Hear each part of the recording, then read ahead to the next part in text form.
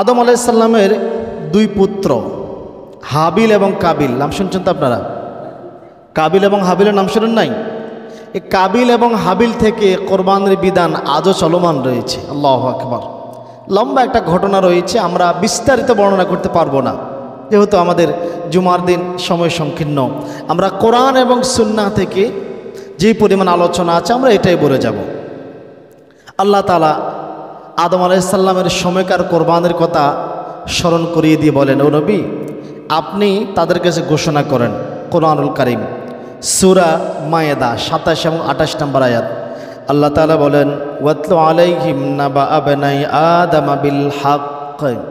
হে নবী, আপনি তাদের নিকট আদমের দুই পুত্রের ঘটনা সুস্পষ্টভাবে বর্ণনা করে দেন। আল্লাহু আকবার।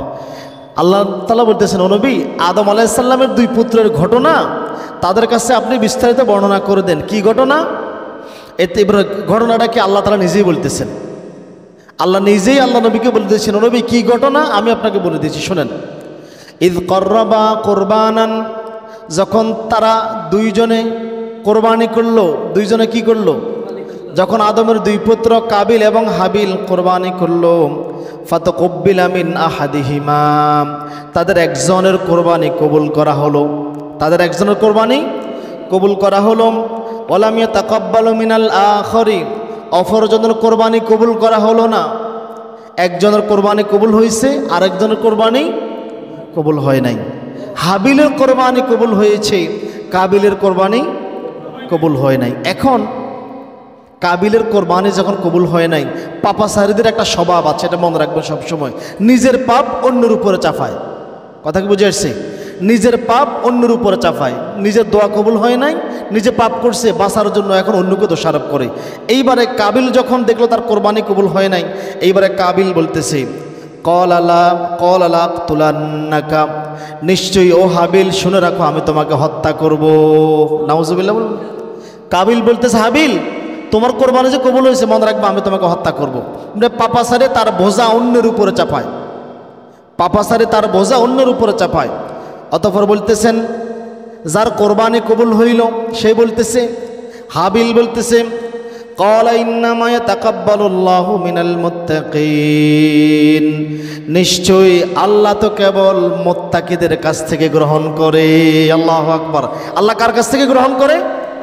মুত্তাকিদের কাছ থেকে গ্রহণ করে। কোনো পাপাচারী, কোনো হীনমন্য মানুষের কাছ থেকে আল্লাহ কোরবানি গ্রহণ করে না।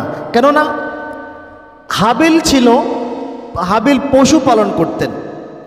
হাবিল কোরবানির জন্য তার পশুপালনের মধ্যে সবচাইতে উৎকৃষ্ট যে পশুটা দুম্বাটা ছিল সেটা আল্লাহর জন্য কোরবানি দিলেন। আর কাবিল কৃষিকাজ করত। সে একটু হীনমন্য এবং কৃপণ স্বভাবের লোক। কি স্বভাবের লোক আছে?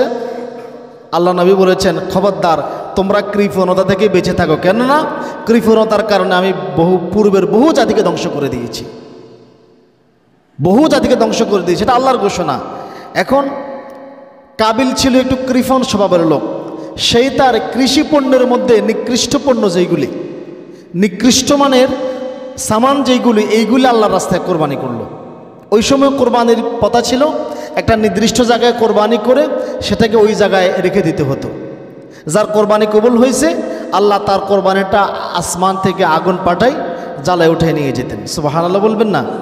বর্তমান যদি এই সিস্টেম থাকতো, আমার মনে হয় কাবা ঘরের ইমাম সাহেব কোরবানি দিত 100বার চিন্তা করতো, যদি কোরবানি না কবুলটা না হয় অবস্থাটা কি হবে।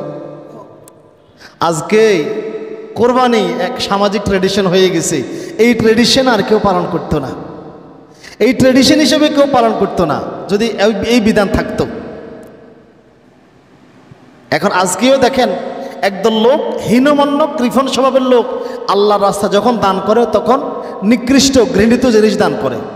মসজিদেও আমরা দেখি জুমার দিন 2, 4, 5 টাকা 10 টাকা দেয়। সেখানেও দেখবেন পুরা সপ্তাহ চিরা ফাটা দুর্বল নোটস যেটা, এটা মসজিদে দিবে। ওই যে কাবিলের স্বভাব। এটা কার স্বভাব? কাবিলের স্বভাব। মনে রাখবেন, কারো গায়ে লাগলে আমার কিছু করার নাই, এটা তো কোরআনের কথা, এটাকে আমার কথা। এরপর আল্লাহ তাআলা বলতেছেন, তাদের ঘটনা মনে করে বলতেছেন, এইবারে হাবিল বলতেছেন কাবিলকে, লাইম বাসাত্তা ইলাইয়া ইয়াদাকা লিতাকতুলানি, ও আমার ভাই শোনো, আমাকে হত্যা করার জন্য তুমি যদি তোমার হাত প্রসারিত করো, তুমি যদি তোমার হাত আমাকে হত্যা করার জন্য প্রসারিত করো, শুনে রাখো, মা আনা বিবাসিতি ইয়াদিয়া ইলাইকা লিআকতুলাকা, অবশ্যই আমি তোমাকে হত্যা করার জন্য আমার হাতকে প্রসারিত করব না। আল্লাহু আকবার।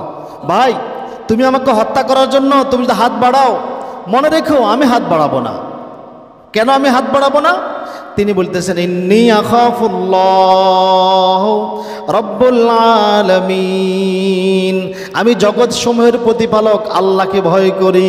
আল্লাহু আকবার। হাবিল বলতেছে, তুমি যদি আমাকে হত্যা করার জন্য হাত বাড়াও, তবু আমি হাত বাড়াবো না। কেন?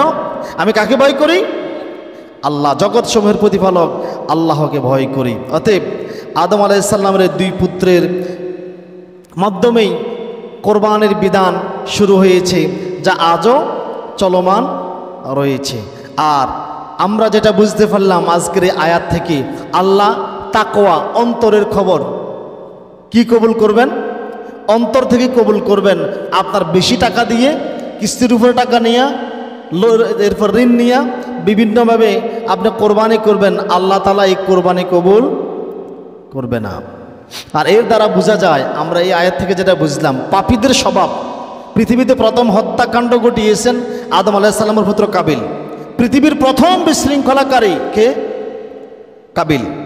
আমরা এর দ্বারা বুঝতে পারলাম, পাপীরা নিজেদের মতবাদ জোর করে অন্যের উপর প্রতিষ্ঠিত করতে চায়। আল্লাহ বলতেছে, যেহেতু আদমের সন্তানরা জোড়ায় জোড়ায় জন্মগ্রহণ করে, আগের জনের ছেলে পরের জনের মেয়ে, পরের জনের মেয়ে আগের জনের ছেলের সাথে বিবাহ হবে। কিন্তু কাবিল এই বিধান মানতেছে না। সেই তার মতবাদকে আল্লাহর মতবাদের উপরে, আল্লাহর আইনের উপরে প্রতিষ্ঠিত করতে চায়, এই জন্য সে জোর করতেছে। ঠিক বর্তমানেও পাপীদের স্বভাব নিজের মতবাদ প্রতিষ্ঠিত করার জন্য জোর করে, প্রয়োজনে নিজের পাপের বোঝা অন্যের উপর চাপাই দিবে, বিশৃঙ্খলা তৈরি করবে, সর্বশেষ না পারলে হত্যাকাণ্ডের আশ্রয় নিবে। বর্তমান জমানা এটাই চলতেছে। আপনি সমগ্র পৃথিবীর দিকে তাকান, পাপীরা নিজেদের পাপ অন্যের উপরে চাপায়, এরপরে বিশৃঙ্খলা তৈরি করে, এরপরেও যদি কোনো কিছু কন্ট্রোল না আনতে পারে, শেষ করে দাও, শেষ করে দাও, যেমনটি কাবিল করেছিল। এই জন্য পৃথিবীতে যত হত্যাকাণ্ড হবে, প্রত্যেক হত্যাকাণ্ডের পাপের একটা অংশ পেয়ে যাবে আদম আলাইহিস সালামের প্রথম সন্তান কাবিল। কে পেয়ে যাবে? কাবিল পেয়ে যাবে। যেমনটি রাসূলুল্লাহর হাদিস থেকে জানা যায়, হযরতে আব্দুল্লাহ ইবনে আব্বাস রাদিয়াল্লাহু তাআলা আনহু বলেন, আনিন নবী সাল্লাল্লাহু আলাইহি ওয়াসাল্লাম ক্বালা, আল্লাহর নবী সাল্লাল্লাহু আলাইহি ওয়াসাল্লাম বলেন, লা তুকতাল নাফসুন, যখন কোনো মানুষকে হত্যা করা হয়, যখন কোনো মানুষকে কি করা হয়?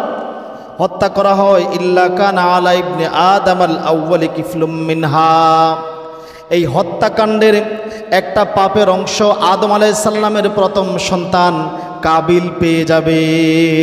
নাউজুবিল্লাহ। অতএব কেউ যদি কোনো পাপাচারিতা শুরু করে দেয়, পাপ কর্মের সূচনা করে, এই পাপ কর্মের শেষ ফলাফলটাও সে পাবে। এই পৃথিবীতে যদি আদম আলাইহিস সালাম থেকে শুরু করে কিয়ামত পর্যন্ত মানুষ অন্যায়ভাবে যদি মানুষ 1000 কোটি মানুষকে হত্যা করে, এই 1000 কোটি মানুষ যত পাপ করবে, কাবিলের আমল নামায় একাই অত পাপ লেখা হবে। নাউজুবিল্লাহ বলবেন না? কেউ কোনো পাপ কাজের সূচনা করে দিয়েছ, এই পাপ কাজের শেষ ফলাফলটা আপনাকে বহন করতে হবে। অতএব খবরদার, পাপ কর্ম শুরু করার আগে সাবধান থাকবেন। এখন সকল জাতির